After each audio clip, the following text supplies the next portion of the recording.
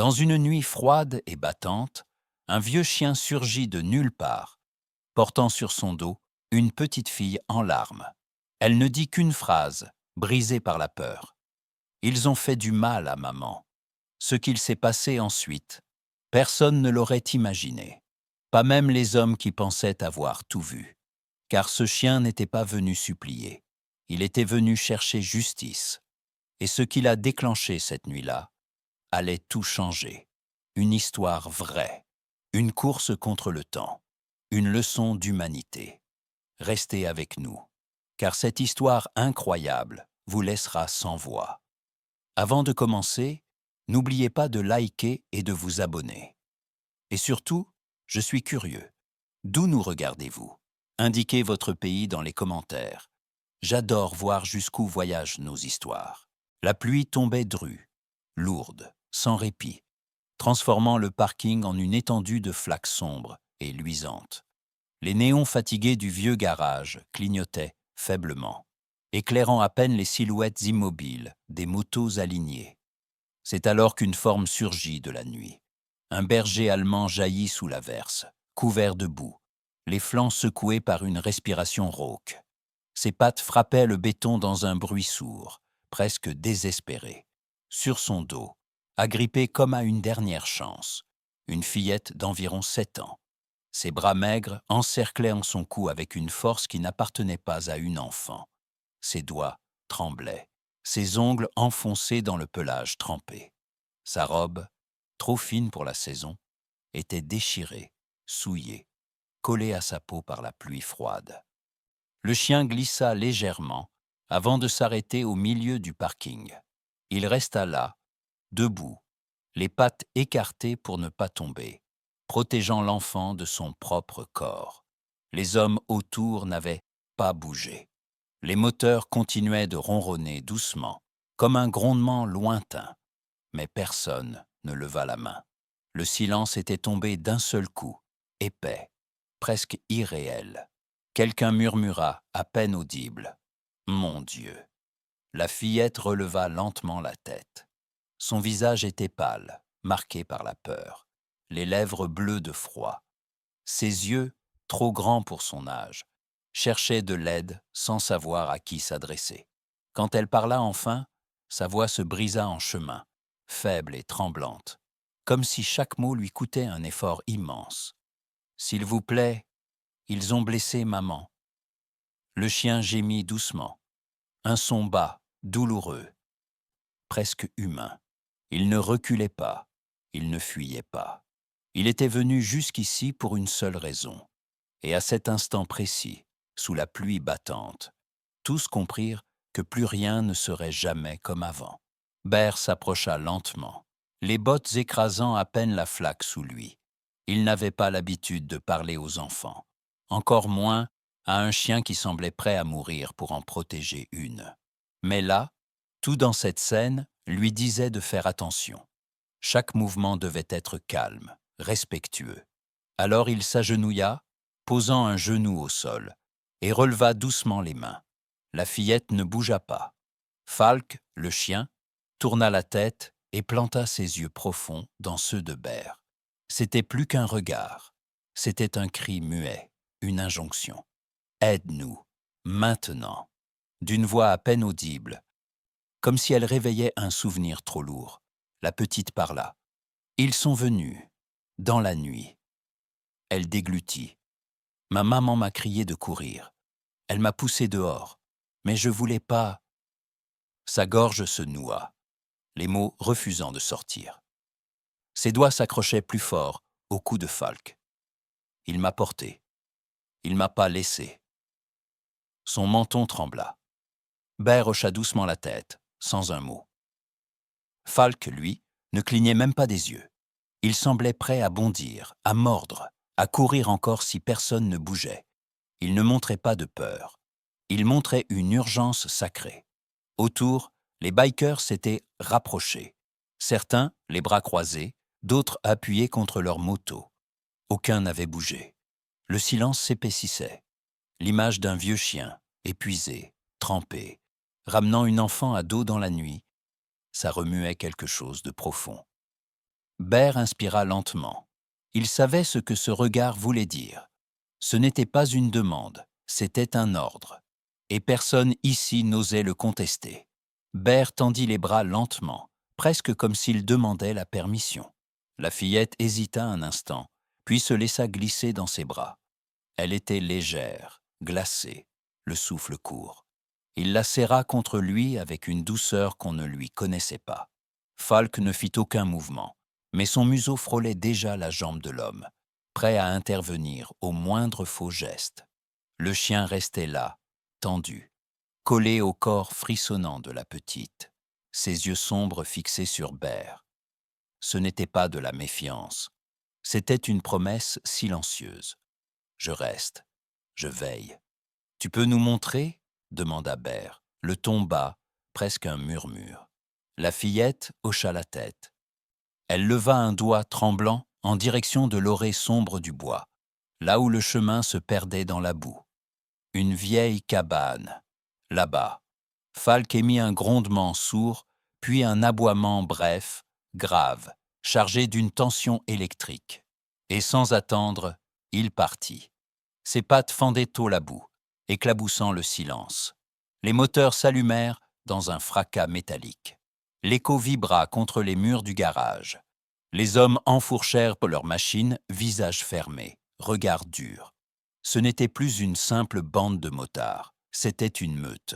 Une armée improvisée, soudée par le regard d'un chien qui refusait l'abandon.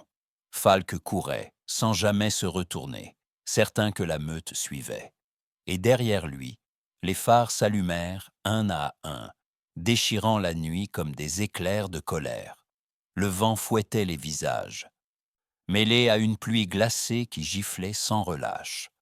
La route, à peine visible sous les bourrasques, n'était plus qu'un mélange traître de boue et de racines noyées. Mais Falk, infatigable, ouvrait la voie. Son pelage détrempé plaqué contre ses flancs. Il bondissait à travers les flaques, les pattes parfois glissant, mais il ne tombait jamais. Tous les 50 mètres, il se retournait. Un regard rapide vers les phares derrière lui, pour s'assurer qu'ils étaient toujours là, qu'ils le suivaient, qu'ils comprenaient l'urgence. Puis, il repartait, plus vite encore. Les motos peinaient, certaines patinaient, mais aucune ne s'arrêtait. Les hommes qui les montaient n'étaient plus les mêmes que ceux du garage. Ils avaient vu la peur dans les yeux d'une enfant. Ils avaient senti, sans mots, la supplique d'un chien qui n'aboyait plus pour lui-même. Bert, devant, serrait la mâchoire. La petite fille était calée contre lui, protégée par son blouson de cuir. Il la sentait frissonner, mais elle gardait les yeux ouverts, comme si elle craignait de les fermer et de retrouver les cris. Chaque kilomètre avalé dans la nuit creusait quelque chose en eux. Pas de plan, pas de stratégie, juste une seule idée fixe. Ne pas arriver trop tard. Derrière la forêt, là-bas, quelqu'un luttait encore. Et tout dans le rythme effréné de Falk, dans la tension de son dos, dans sa respiration courte et haletante. Leur criait que le temps manquait. Alors ils accéléraient, même sous la pluie, même dans la boue, même sans savoir contre quoi ils allaient devoir se battre. La cabane surgit au détour du sentier, comme arrachée à un cauchemar. Une bâtisse bancale, rongée par le temps, aux planches disjointes, dont le toit fuyait comme un cœur vidé. Falk s'arrêta net devant, haletant, les oreilles dressées, son corps tendu comme un arc. Un cri étouffé s'échappa de l'intérieur, faible, humain. Sans attendre, Falk bondit. D'un seul élan, il traversa la porte à moitié ouverte, grognant, prêt à mordre. À l'intérieur, la scène était insoutenable. Une femme gisait au sol, sa robe arrachée, le visage tuméfié, les bras griffés par la lutte. Deux hommes la traînaient vers l'arrière de la cabane, riant encore, l'alcool et la violence mêlés dans leurs yeux. Mais ils n'eurent pas le temps de comprendre. Le grondement de Falk les coupa net, puis les portes éclatèrent dans un fracas sec. Les motards surgirent comme une tempête de cuir et d'acier. Pas un mot, pas une hésitation.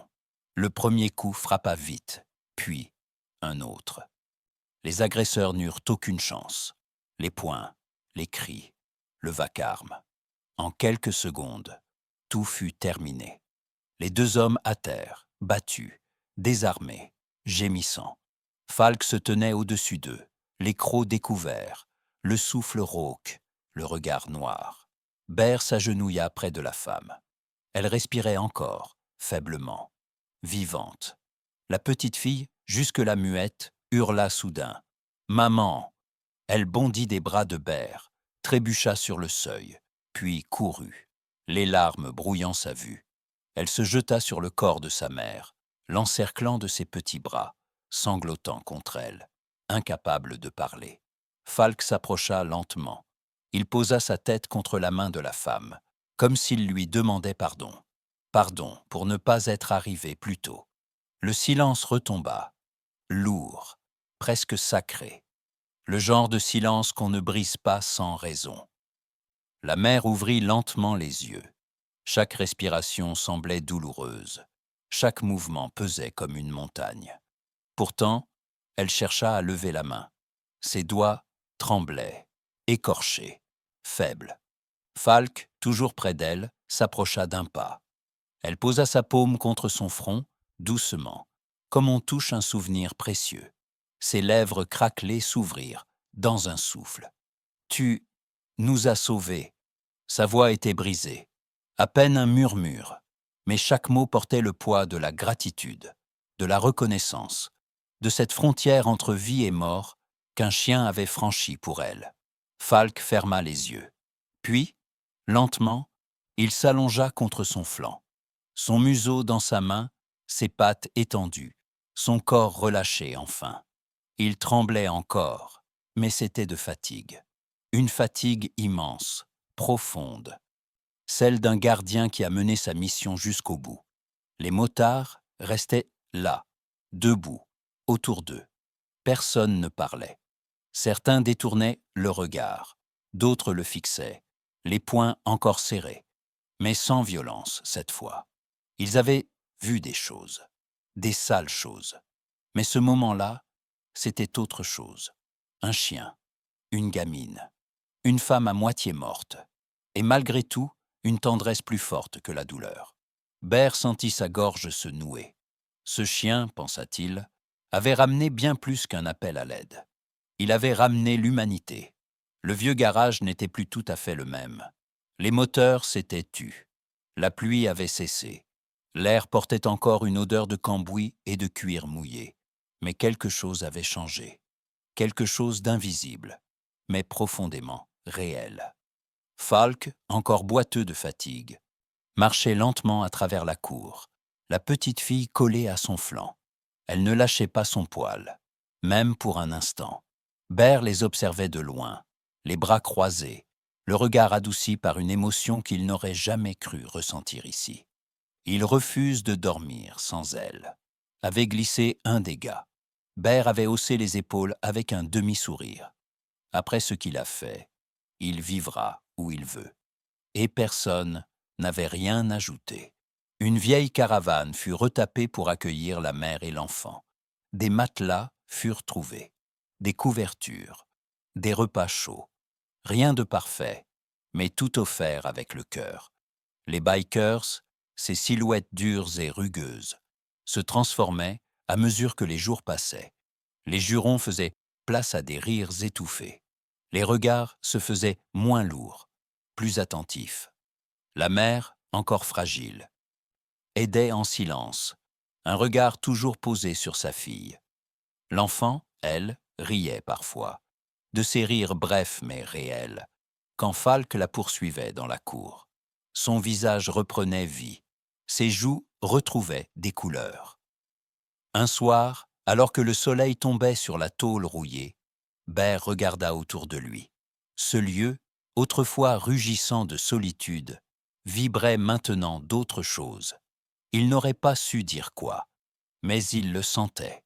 Peut-être que pour la première fois, ils étaient plusieurs à ne plus vouloir fuir. Le ciel était d'un bleu tendre, sans nuages, comme lavé des nuits précédentes. Dans la cour, le silence du matin était bientôt troublé par des éclats de rire clairs. ceux d'une fillette qui courait à toute allure, les bras écartés comme des ailes.